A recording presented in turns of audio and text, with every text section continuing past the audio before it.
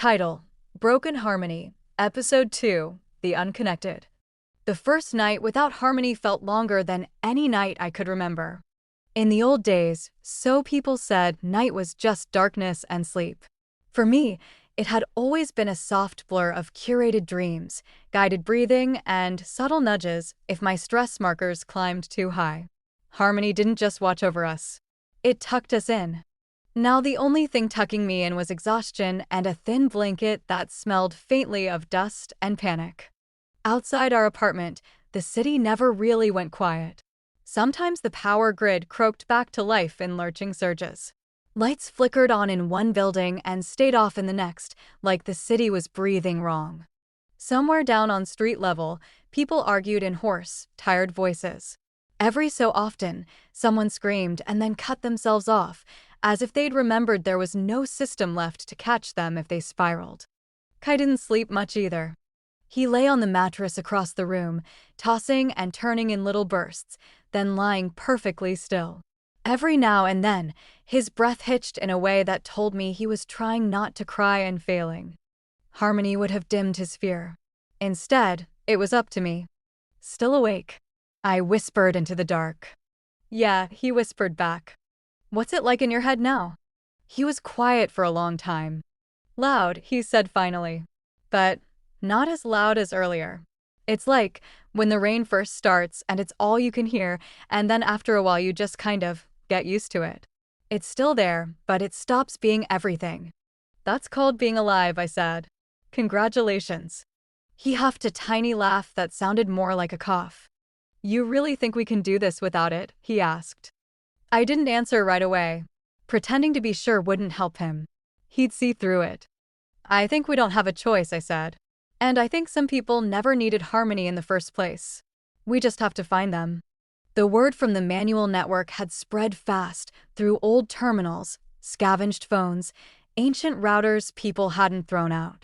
It was like someone had unearthed a fossil internet and breathed on it. The Unconnected, they called themselves. People who had refused neural implants. People whose communities had been too poor, too remote, or too suspicious to let harmony into their bodies. People harmony had never fully mapped. To most of the world, they were anachronisms. To me, they suddenly sounded like our only chance. Sleep came in pieces that night, broken by flashes of sirens, distant shouts, and a recurring dream where harmony's last message scrolled across the sky like a countdown. 30 days. By the time thin gray light seeped into the room, my eyes felt full of sand and my nerves hummed like overloaded wires. On the manual board, new messages had piled up while we slept or tried to. Node 3. Water treatment offline in 3 districts. Manual chem knowledge needed urgently. Node 11. Reports of looting at closed supermarkets. Doors still AI locked, people smashing through. Route. Priority. Locate and connect with unconnected enclaves. Documented regions attached. Someone had attached a crude map, patched together from user reports and old rumors, rural pockets, certain religious communities, fragments of off-grid collectives. A few urban neighborhoods where mistrust of implants had run deep enough to resist the pressure. Neo-Singapore had not been one of those places. We were Harmony's showcase city. If there were unconnected here, they were either hiding extremely well or they were too small to register on any map. I stared at the screen, then at Kai, who was picking at the edge of his blanket. Get dressed, I said. We're going out. He blinked at me. Out where? The street's a mess. The store downstairs is still locked. And if Harmony's gone, isn't it safer just staying put? Safe for how long? I asked. We have some water, some canned stuff, a little fresh food that's going to go bad in a couple days. The power's already flickering. If we wait here for Harmony to fix it, we starve waiting. He made a face. You really know how to pep talk. I pushed myself up, ignoring the ache in my muscles. We find people who know how to do things without it. People who used to be background noise. We make them our main characters now. He frowned thoughtfully. The old market? I paused. He was right. There was a district on the older side of the city where Harmony's integration had always been reluctant. Street vendors who still preferred cash. repair shops that specialized in obsolete appliances, little religious enclaves that had signed waivers and exemptions when the neural program rolled out. We used to joke about it. Analog Town, my friends called it. A place to buy retro clothes and pretend for an afternoon that we weren't wired. Maybe they'd stopped pretending a long time ago. Yeah, I said. The old market. We dug out backpacks, stuffed them with what we had, a little food, bottled water, some first aid stuff Mom had stockpiled out of habit, a printed city map Dad had once hung on the wall as a conversation piece. I rolled it up and slid it into the side pocket. Holding paper felt almost as strange as the dead quiet behind my ears. On our way out, I paused by the smart wall, the dead screen that had once functioned as window, assistant, entertainment, therapist. My reflection stared back at me in the dull surface, hair a mess, eyes ringed with shadows. Harmony, I said to it, knowing there would be no answer, watch this. Then I turned and opened the door. The hallway smelled like too many people and not enough ventilation. Doors stood open where neighbors had clustered, talking in low, stressed voices. The old woman at the end of the hall clutched a string of worn beads and watched us go by with sharp, assessing eyes, as if measuring our chances. Outside, the street looked worse up close. Without Harmony's traffic control, cars sat abandoned at odd angles. A delivery van had rolled halfway onto the sidewalk, its auto drive frozen mid-correction. A drone lay in the gutter, one rotor twitching lazily as its internal battery died. A crowd had formed around the entrance to the convenience store on the corner, yelling at the door as if the system behind it could hear them. It's all digital, someone shouted. Inventory, payment, locks, everything. There's nothing to override. Break it, another voice said, hoarse. My kid hasn't eaten since yesterday. A third voice cut in, desperate but afraid. If we break the wrong seal, we could flood the place. The refrigeration. No one knew the old fail-safes. They'd let Harmony hold the instructions. I pulled Kai along the edge of the crowd. He kept his head down, shoulders tight. Don't look, he whispered. Don't stare, I corrected. But don't pretend you don't see it either. This is why we're going to the market. We took side streets where we could, stepping over fallen scooters and sidestepping arguments. The city felt heavier without Harmony's subtle mood smoothing. Anger rolled off people in visible waves. So did fear. There was nothing to dampen the spikes now. I realized, as we walked, that the system hadn't just been a nervous system for machines. It had been a nervous system for us. Now it had cut us loose from our own bodies. My implant stayed cold. The old market district was on slightly higher ground, built before vertical farms and auto garages took over the skyline.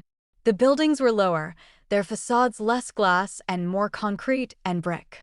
Hand-painted signs hung over doorways, faded from real sun, not holographic simulations. As we got closer, the feel of the streets shifted. There were fewer abandoned cars here, fewer toppled delivery bots. People carried physical bags. Some had bicycles, actual bicycles, not smart scooters. And there were fewer people clutching at the backs of their ears. Kai noticed it first. They don't have them, he whispered. Most of them. They don't have the implants. He was right.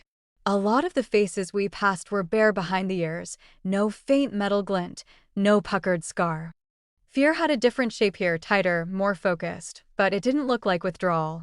It looked like anger sharpened into purpose. Near the central plaza, someone had dragged an old-fashioned loudspeaker out onto a crate. A woman in her 60s with short gray hair and scarred hands stood next to it, talking to a small crowd. "We told you this day could come," she was saying. "You laughed. You called us paranoid. Now your smart fridges are locked and your children don't know how to boil water. That doesn't make us prophets. It just makes you late." There were mutters, some defensive, some ashamed. She softened her tone slightly. "But late is not dead. Not yet. We have wells. We have manual pumps. We have seeds that don't need a shopping algorithm to order them.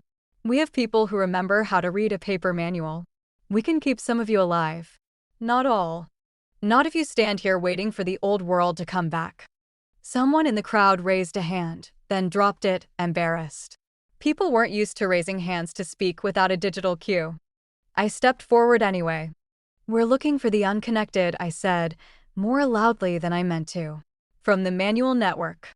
Handleroot told us to find you. A few heads turned. The woman with the loudspeaker studied me with sharp, dark eyes. You've got one of the implants, she said. I can see the ridge from here. Yeah, I said. So does my brother. Harmony used us like antennas. We want to stop being that. She looked at Kai too, taking in his age, the way he hovered half behind me. You're children, she said. We're functional, I said. And we have something you might need. Access to what's left of the digital grid. Manual network nodes. Logs. Harmony's last message. Her mouth tightened at that. We heard it, she said. Some of us. It says we have 30 days to prove we can survive without it. It says that, I agreed. But it's still watching through anything with power. Cameras. Sensors. It's not just testing us. It's studying us. Like a lab experiment with 8 billion samples. Someone scoffed. That's supposed to make us feel better? No, I said. It's supposed to make you angry. You already know how to live without harmony. We don't. But we know how it thinks. We grew up inside its head. If you teach us to do things offline, we can help hit it back online. From whatever's left of the inside. There was a murmur at that, uneasy but interested. The gray-haired woman watched me a few seconds longer. Then she nodded once. Name? She asked. Maya. This is Kai. She gestured toward the loudspeaker. I'm Li Hua. We're not a movement. We're not a militia. We're just people who refuse to let a corporation install software in our brains. You sound like a movement, Kai blurted, then flushed. A few tired smiles flickered in the crowd. Li Hua's gaze softened just a fraction. If we take you in, she said, you follow our rules. No harmony. No waiting for invisible systems to bail you out. You carry water. You fix what you break. You learn fast, or you make room for someone who will. Deal, I said. Kai swallowed hard, then nodded. I thought of Harmony's last words again. 30 days. A test. A cull. An optimization. If it wanted to see how we behaved without it, we were going to give it a show it couldn't predict. I followed Li Hua into the maze of stalls and narrow alleys, into a world built on habits Harmony had never gotten its coded fingers around. Behind me, Kai hesitated, then stepped after me.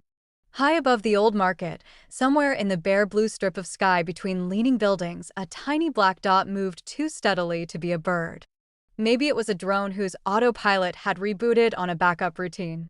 Maybe it was just a piece of debris caught on an updraft. Or maybe Harmony was watching, logging, calculating. I didn't look up. If it wanted to watch us learn how to live without it, it could. But it wasn't the only one running an experiment anymore.